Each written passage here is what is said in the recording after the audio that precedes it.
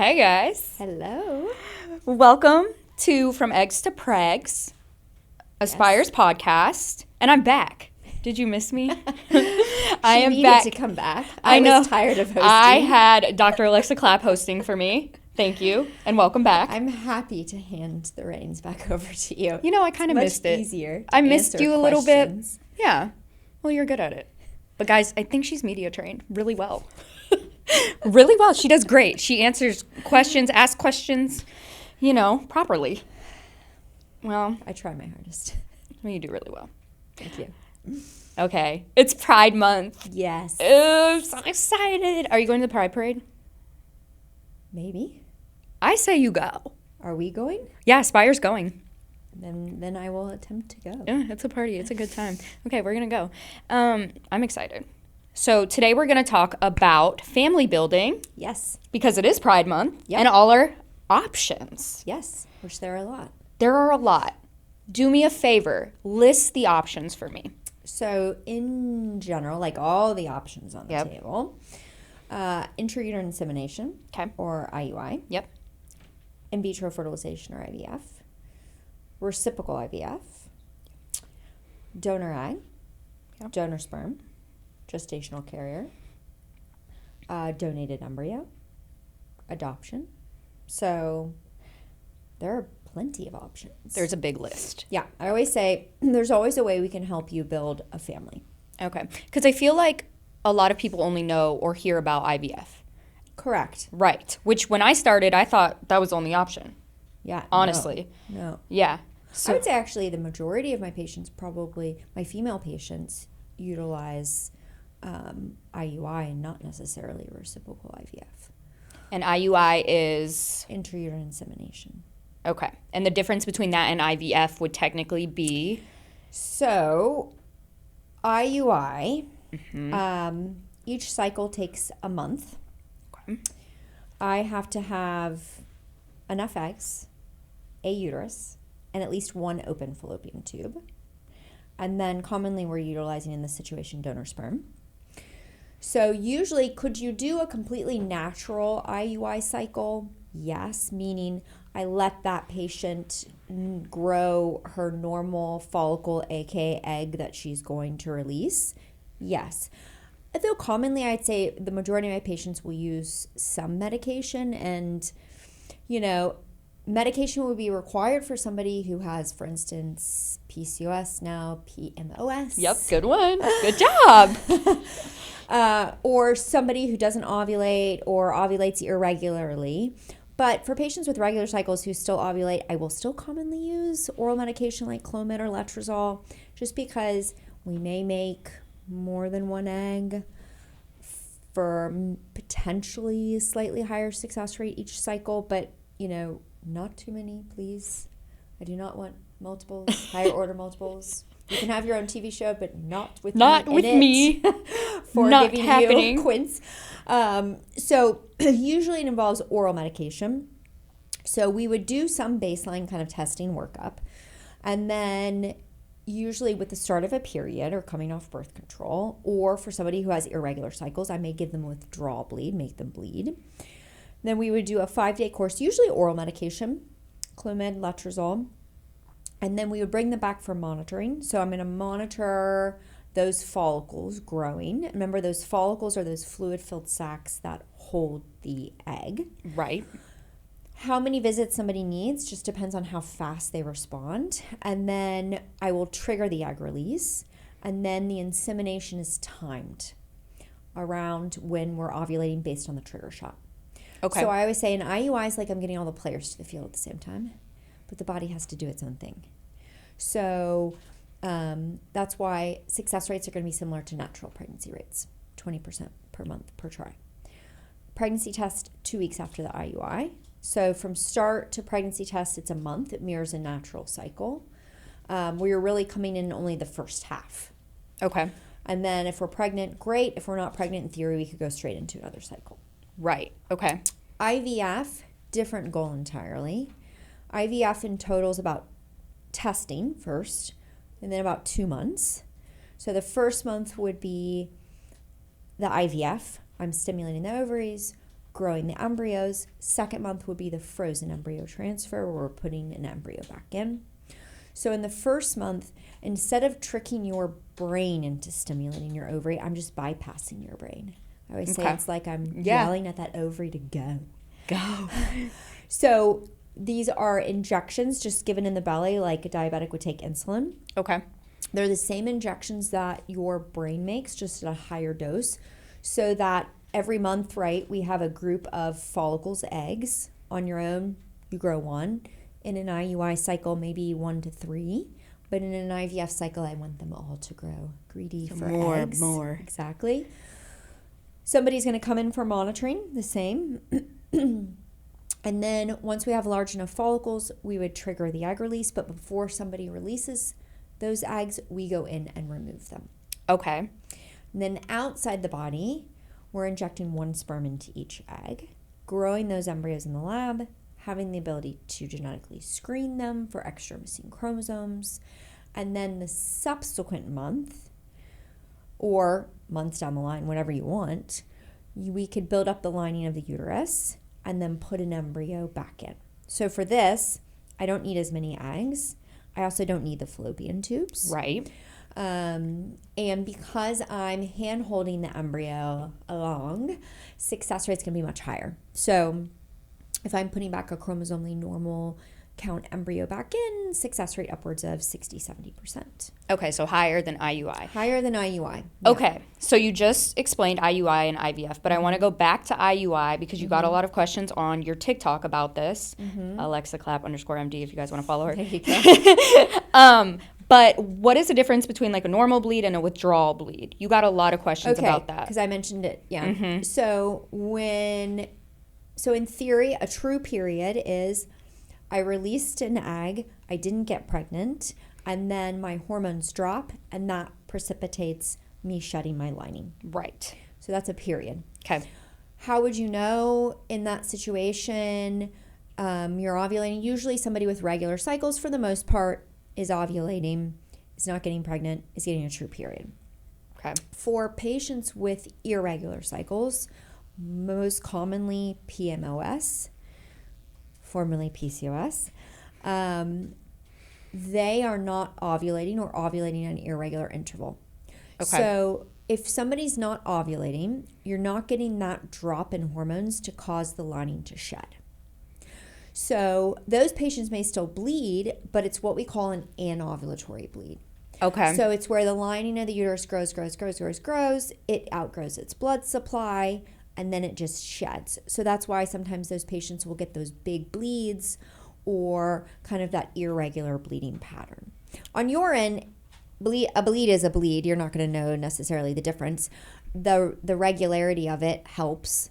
And that would still be kind of different from, for instance, birth control pills, right? Somebody may say, okay, my cycles are regular, but I'm on birth control pills. Well, your cycles are regular because you're taking birth control pills, and that last week is a placebo week. So in essence, you're mimicking a natural cycle where all of a sudden you just pull away the hormones, so you get a withdrawal bleed where you're mimicking the drop in progesterone to shed the lining. So that's why sometimes for somebody who has irregular cycles and they haven't had a bleed in a while, we will give them a medication to kind of trigger that bleed. Because when you're starting a treatment cycle, you want to start with a thin lining. Okay. While it's also nice not to have a period, it's not good. Fantastic. In this scenario, because the lining can grow and increase the chance of endometrial cancer. Gotcha. Oh, wow, I didn't know that. Mm-hmm. Okay. That's a good explanation. So a treatment cycle usually for conceiving that cycle. Now, if somebody's, randomly necessarily freezing eggs or creating embryos, you could, in theory, randomly start. But, if we're doing an IUI cycle, it's going to want to start on a period or coming off like birth control pills or a medication if somebody hasn't had a period, because that's a common question I think I've seen too. Mm-hmm. Well, how do I start a treatment cycle if I don't get periods? Well, we would just bring you in for no period testing and then potentially give you a withdrawal bleed so that you can get started. Okay. Interesting. Okay, so with IUI, I always tell myself it's just, I guess this is like the simplified version for me. It's like you're injecting sperm via tube, is like what I like to say in my head. So we are injecting sperm in the uterus. Right. So you need your tubes Yes, for IUI. but the sperm then swim from the uterus into the tube because that's where fertilization happens. Okay. That's how I think about it in my head. One fallopian tube open. Right. Yeah. And then IVF, you don't need tubes. Correct. So cool. Yeah.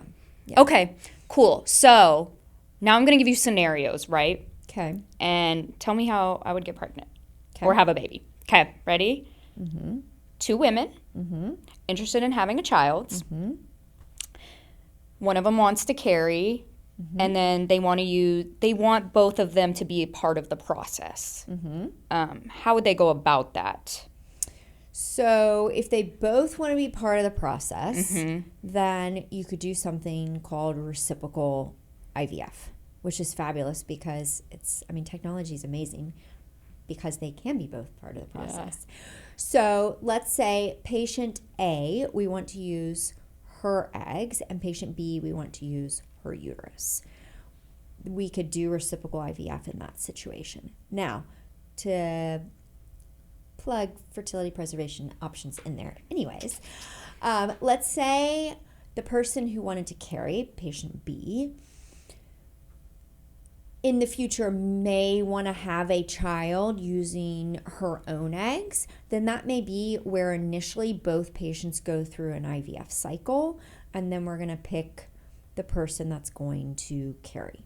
Okay. So when I have a female couple that sits down that's interested in reciprocal IVF, that couple may come to me and already have an idea whose eggs we want to use and whose uterus we want to use. Yep. But they may not. And that's okay. In that scenario, then I would say, and we would need testing on both patients. But if somebody's unsure, then we would at least start with the testing on both patients and then regroup from there. So in terms of whose eggs we were going to use, the ovarian reserve testing is helpful. Age is helpful. And that may, help us select one person's eggs over another. In terms of carrying a pregnancy, now we're more focused on the uterus. Does the uterus look okay? Does one person have fibroids? Does one patient have chronic medical problems that would make the pregnancy more complicated? And then that may help us kind of pick whose eggs we want to use and whose uterus we want to use.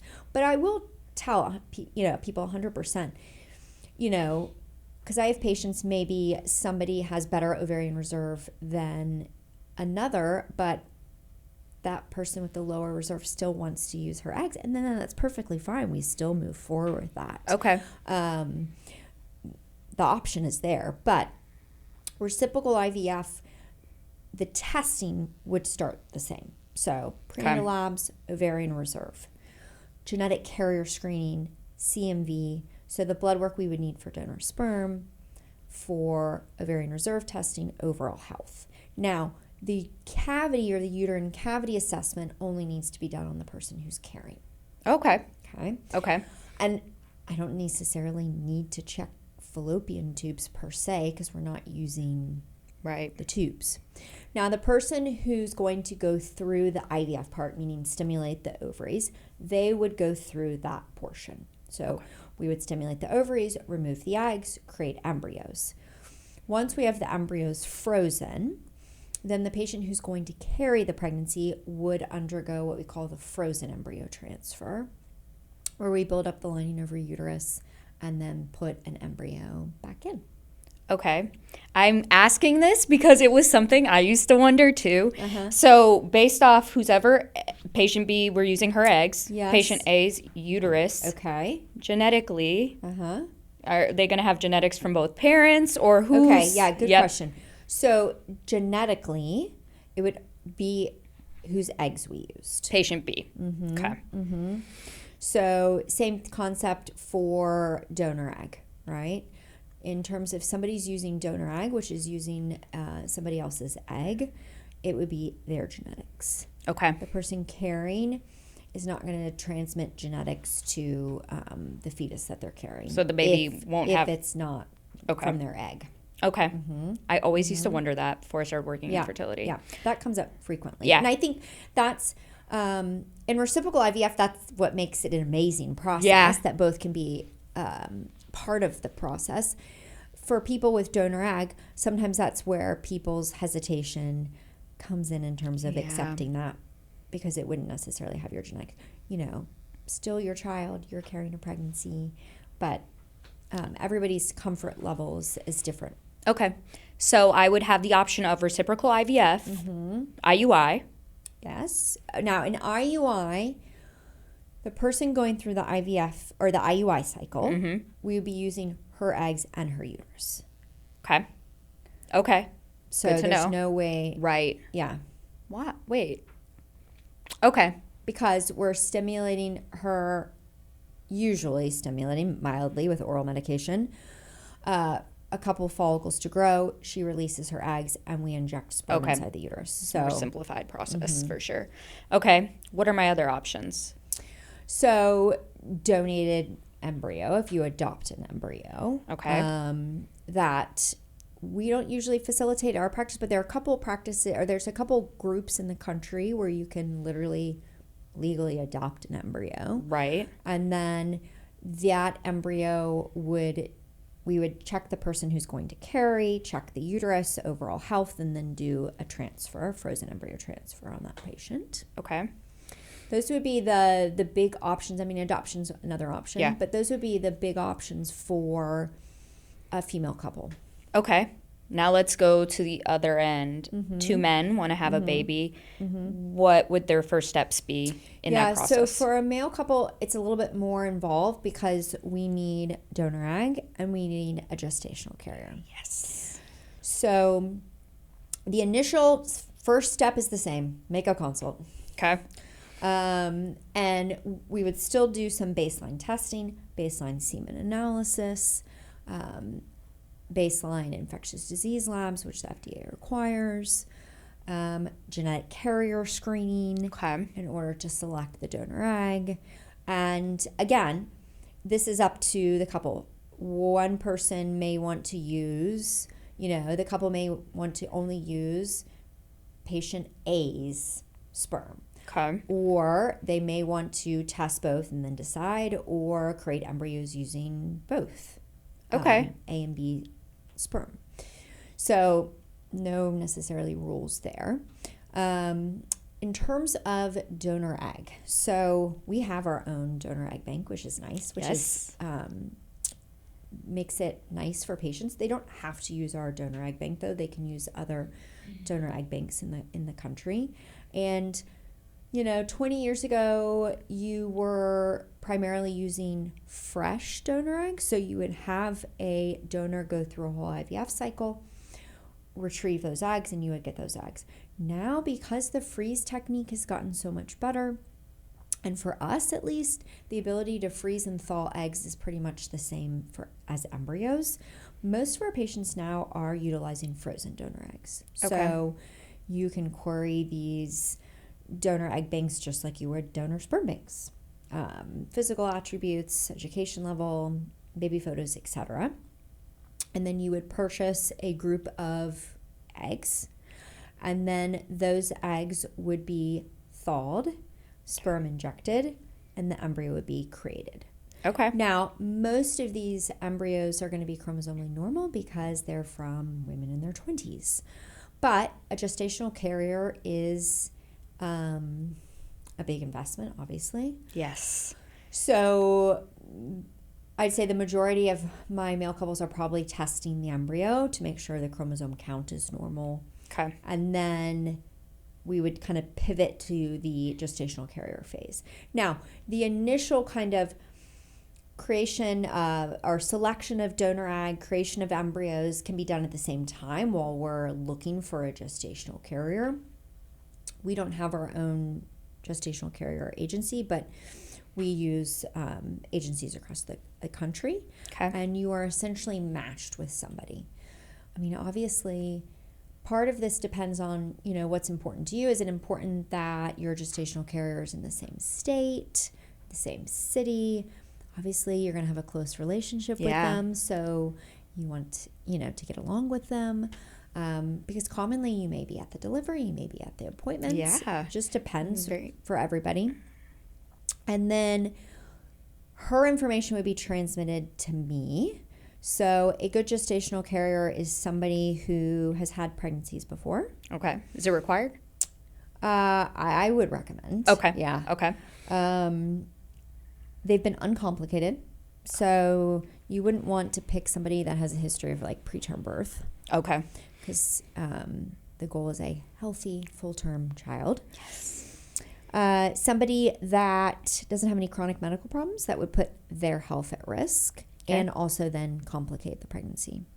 Then we would evaluate the gestational carrier, so prenatal labs, uterine check, and then she would go through a transfer process. Okay. So this process ends up being obviously a little bit longer because you're having to coordinate donor, egg, and gestational care. Right. And during this process, the nice thing about our clinic is we have a specific third-party team who helps coordinate donor egg, donor sperm, gestational carriers, so that A, you're supported and you have options. Yeah. And then B, they help confirm to make sure everything is done, the FDA lab work, legal. That's what I was just going to ask you. Are there legalities protecting, per se, the couple? Like, let's say the gestational carrier was like, oh, not to say this has happened, but, oh, I want to keep the baby, or something like that. Yeah. Does that get put in place prior to the pregnancy and the start of everything? 100%. Okay. So that's why we make sure everything is, all of the T's are crossed, I's are dotted in terms of contracts. Okay. So, and that is going to be different from state to state. Oh, I didn't know that. Okay. So you really want to utilize a reproductive lawyer in that state. Okay. So for our patients, we can give them a list of lawyers in Texas that they can utilize. So that's helpful. Okay. Same thing for patients utilizing. Now, the far majority of our patients are either using a donor sperm bank or a donor egg bank, so anonymous. There is the option of using a known sperm donor or a known egg donor. These are people that you know that may want to be involved in the process for you. But that requires a very specific kind of checklist to make sure, A, we are utilizing good candidates for donor sperm and donor egg, but then also to make sure everyone's rights are protected. So that's why contracts have to be in place. Yeah. We love a good contract. We do. And also, you want to make sure you've discussed kind of all options and, when the baby's here with a lawyer so that you're prepared. Yeah, so you know. Mm-hmm. Okay. Oh, juicy. Interesting. Mm-hmm. So we have 2 men, 2 women. Now I want to get into transgender males and females and their options. I know they do have to come off hormones. Yeah, I mean, in general, usually they have to come off hormones, yes. Okay. But they have the same options as... They're exactly the same options. So, that may be also where more people are utilizing fertility preservation. So prior to going on hormones, that may be a good option to freeze eggs or freeze sperm. But if somebody wanted to go back, then yes, you would kind of usually transition off those hormones and then undergo a cycle. But in general, all of those treatment options that we talked about are available. Okay. That's awesome. Yeah. It's so cool. So we have a lot of options. Mm-hmm. What's the most frequent, I guess, option that 2 women normally use? Is it IVF? Yeah, good question. It depends on somebody's goals. IUI and IVF have very different success rates. Yeah. They have very different costs, levels of intervention. Right. The unique situation in this situation for the most part is this is a couple that's coming to me that doesn't have known infertility. Right. Yeah.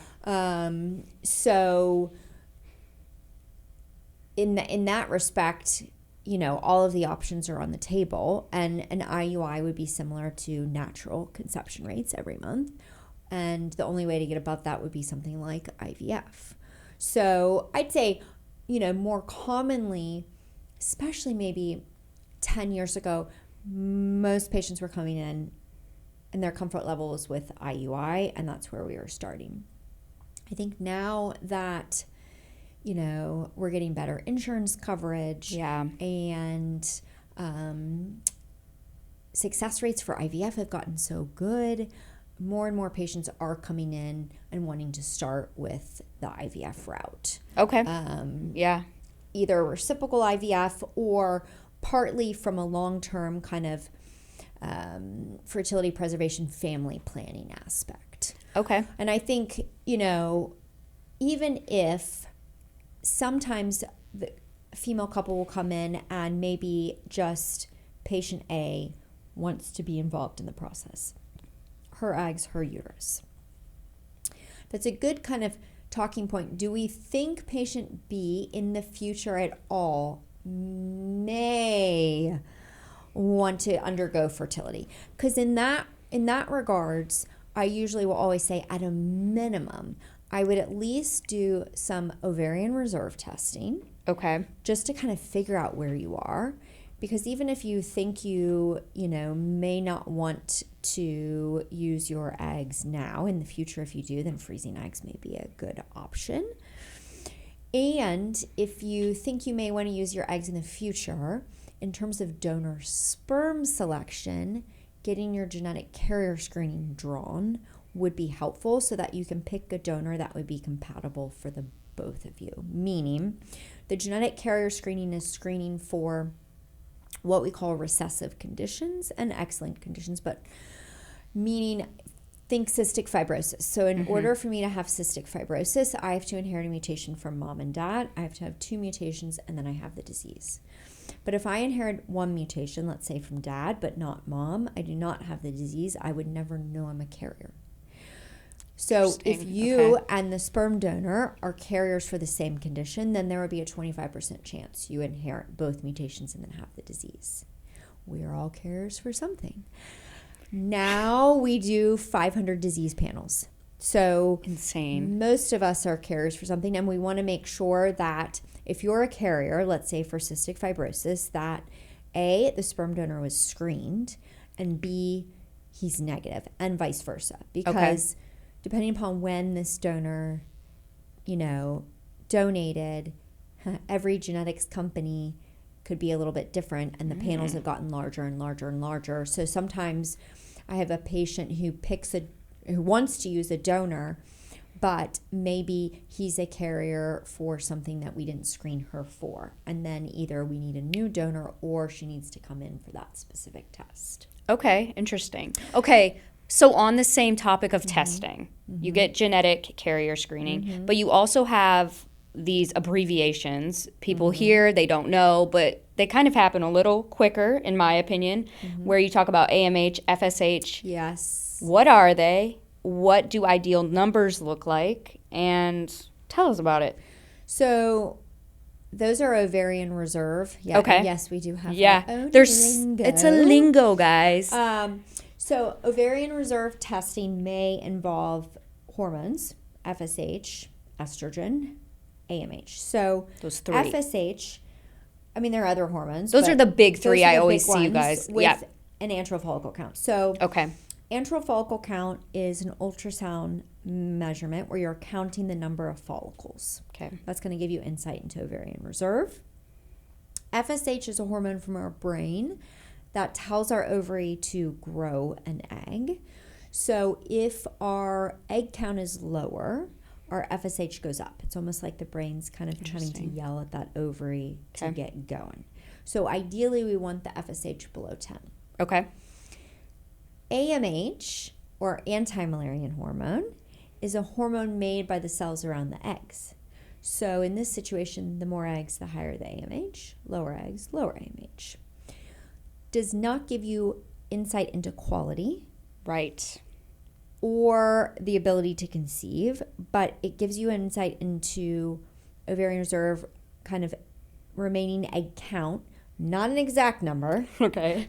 I would not be able to say you have 3,032 eggs left and you're hashtagging every month. Yeah, that would be depressing. So I would be able to say, hey, your egg count looks good for your age, above average or below average. Okay. So it's relative to age. Okay. Okay, so how important are these numbers? Because I know some people freak out. The numbers give you insight. So an AMH is more predictive in somebody with known infertility, and that may mean kind of higher dose of medications if it's below average, need for more aggressive treatment, potentially prognosis of cycle outcomes. We extrapolate to patients that don't necessarily have fertility issues that we know of.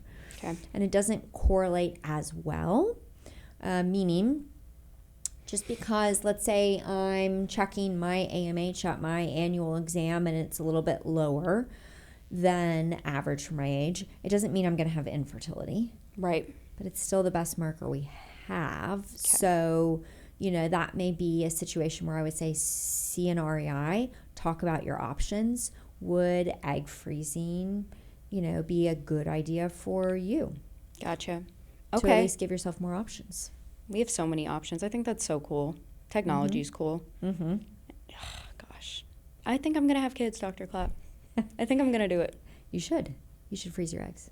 I know. I feel like everybody's been harassing me about that. Yeah. I'm hitting the threshold. Okay. So we have all the options. Is there anything else you would want to tell about the process? I'm a big believer of information is power. So I think there is usually commonly hesitation, fear, anxiety regarding making an appointment.